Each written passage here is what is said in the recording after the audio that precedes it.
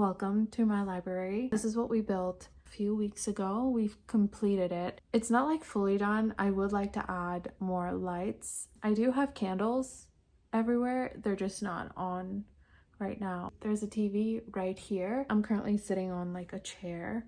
A couple of things pending still for this room, a rug and a couch, and I want to have those probably by the end of this year, if not by like Thanksgiving, because currently I only have one chair here and only I can sit here. So look, I should look into the camera right here. I wanted to talk about this book I just finished reading.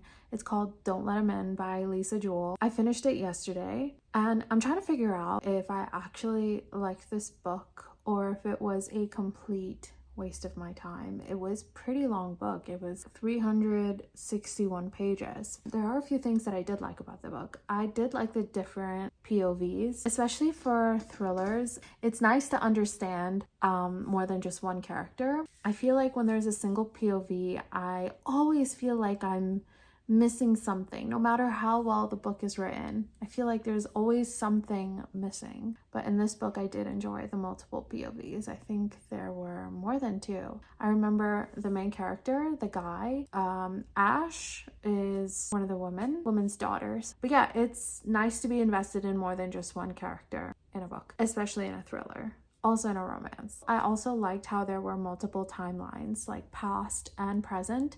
And in the past, it was like leading up to the present almost. And it would jump back and forth between years. In the beginning, I had to go back into the book to see if I was in a specific year, like just to make it all make sense. And then eventually it became a little more clear and I didn't have to do that often because I already knew like which characters belonged in which years. Although one of the characters, Martha, that was kind of confusing at times because I felt like she was there for a long time. So I was like, oh wait, what year is this? Yeah, it's not present, it's past kind of thing. The third thing I really liked is, this is kind of typical for every thriller that I like. It was nice seeing the inside of a mind of the con artists, the way they operate. This guy is a full-on narcissist. He is a completely just messed up dude. He is scamming these women that he marries. He scams them out of their money. He makes them, like take out more loans or loans from their family members, and he takes the money and says like he's gonna invest for their future, and then like he's just a piece of shit. He's just a complete waste of a handsome man. This was one of the things that got to me so often. There were multiple times, I think at least like 10 times, the author mentioned how beautiful this man is, and that might be the reason, scamming all these women. How beautiful is this man? Like, how beautiful does a man have to be to completely scam someone and multiple women? He conned at least 4 women in this book, and more, even more than that if you count all the women he like life coached throughout the book and throughout his life. And these women, he married some of them and he had kids with them. He seemed to really love each and one of these women. Like he would just love bomb them, and he was like so into it until he wasn't, until he was obsessed with another woman. This went on over and over and over again in the book. He was just an awful man. And this book was like 361 pages. I just feel like it could have been shorter. The concept was good, and the writing really did move the story along beautifully. I think that's just all I have to say about Don't Let 'Em In by Jewell. I enjoyed it, and it was actually a book club read for this month. I guess this was a perfect one. It would be very entertaining to hear the other girls' opinions on the book. I think I will definitely read more works of Jewell though. I did like the writing. So I finished that yesterday. But currently, I'm reading a couple of books because I am a major mood reader. I'm reading at least like 10 books I'm in the middle of. Some of them I haven't picked up in weeks, but I have started them. I really need to make a list of all the books that I'm in the middle of and see if, I want to continue some of them and finish them before the end of the year so I can start next year completely fresh. I just have to write them down and see like what I actually would be beneficial for my life and stuff. Let's just finish off the year very strong and set ourselves up for peak greatness in 2026. But yeah, currently I'm reading Marilla of Green Gables by Sarah McCoy. I love it. I'm obsessed by it. I am milking it. I set myself up to be like very cozy when I'm reading this book. I mean, like in my blanket or on the couch. I don't know, sometimes I'm sitting in this chair, but I just have to feel, I want to be like horizontal when I'm reading it, and I want to feel very cozy. I just want to put my entire brain into this book. So this is one of those books I don't touch my phone. The phone is a problem. Between responding to messages and looking at the memes my friends send me, I feel like that is acceptable phone usage for me. I can work with that. That gives me joy. That makes me feel good. I need to work on not scrolling. Maybe only scrolling a little bit or whatever, because I do like to like see news, and I do like to see like specific cooking videos or like journaling stuff or book stuff, whatever it is. I like it, but I just need to really get some self-control. Just reel it in a little bit. I think that will open up a lot of time for me to edit videos and post, which I am working on, and I'm doing very good right now. I'm posting at least like one video a week. I don't know if I can like confidently say that. I think I'm doing fine. Anyways, Marilla of Green Gables. I have to be very cozy when I'm reading this book, and I'm loving it so much. I'm about halfway done. This book is about Marilla, who is Anne Cuthbert, Anne of Green Gables, Anne with an E, the TV show. Marilla is the aunt, or like the adoptive mother of Anne. Marilla, very interesting woman. I wonder if there's like a Matthew POV book too. I have to see. But yeah, Marilla was one of my favorite characters, and this book is about her childhood and her childhood with Matthew and her parents and John Blythe, who is Gilbert Blythe, who is Anne's love interest in Anne of Green Gables, his father. John Blythe is just as charming. He is obsessed with Marilla in such a beautiful, nice, loving way. I'm halfway done, and I know what the future has in store for Marilla and John. John is tutoring Marilla so Marilla can take her exit exams.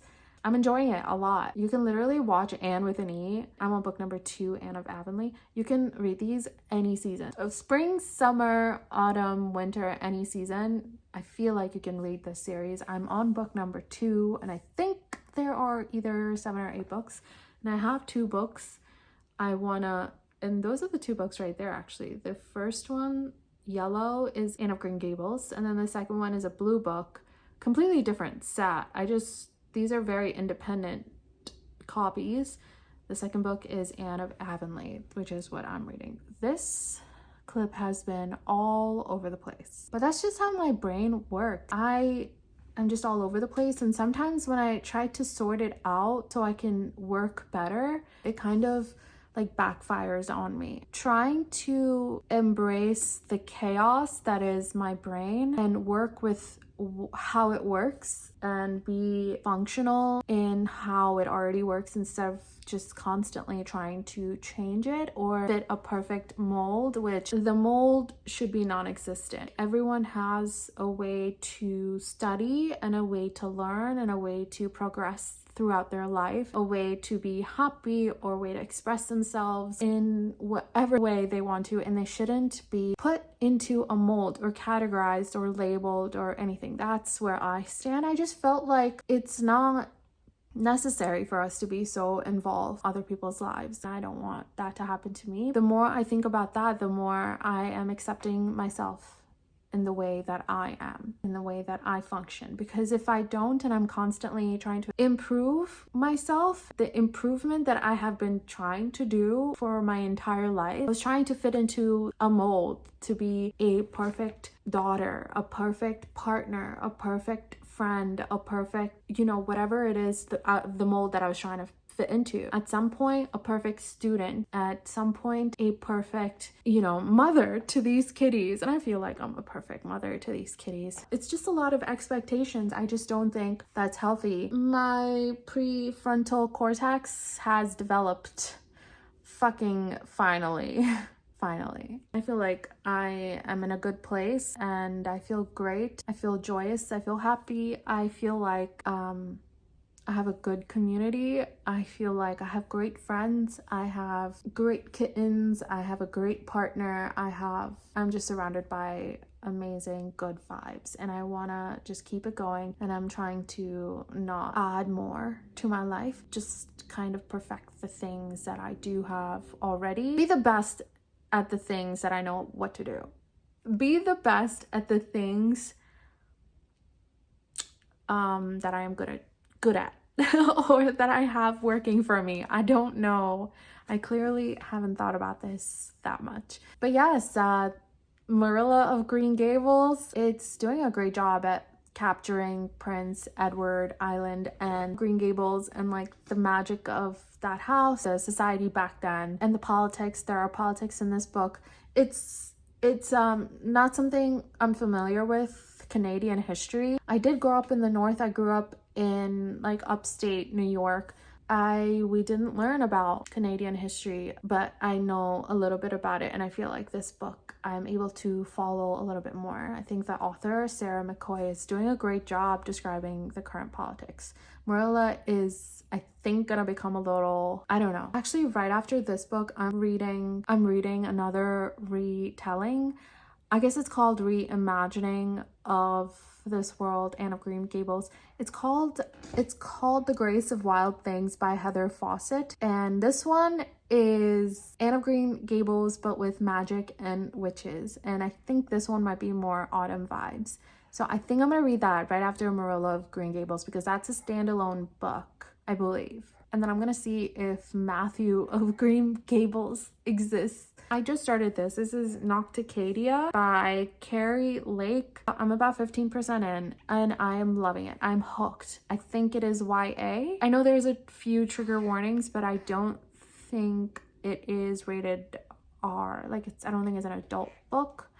And I don't think there's smut in this. I'm not sure. I'm only 15% in. It is academic, gothic. It is fantasy. I think I'm trying to figure out the fantasy elements of this book right now. I had to like reread a few passages a couple of times. I'm starting it. I need to be completely in it. If I'm thinking about other things, like I get lost in the plot and I have to reread like several paragraphs before. It is like close to 700 pages, which could be like 3 different books. 2 different books. I'm hooked on it. The state of the world is kind of chaos right now. A sense of community is really keeping me going, or really keeping a lot of us going. This book was recommended to me by a friend. I Just Wish I Had a Bigger Kitchen by Kate Strickler. And the author has a really cool Instagram page called Naptime Kitchen.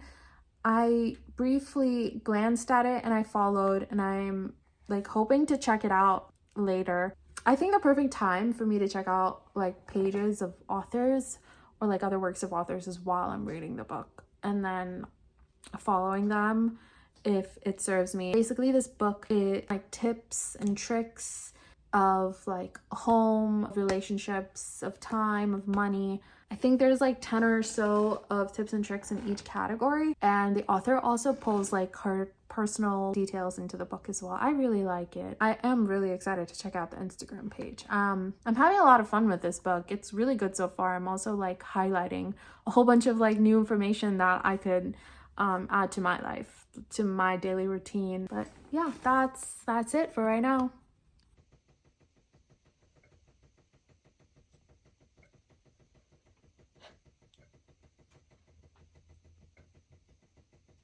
Do you like it? Do you want more water? More water, Loki? Should I put some more? Just a little bit more?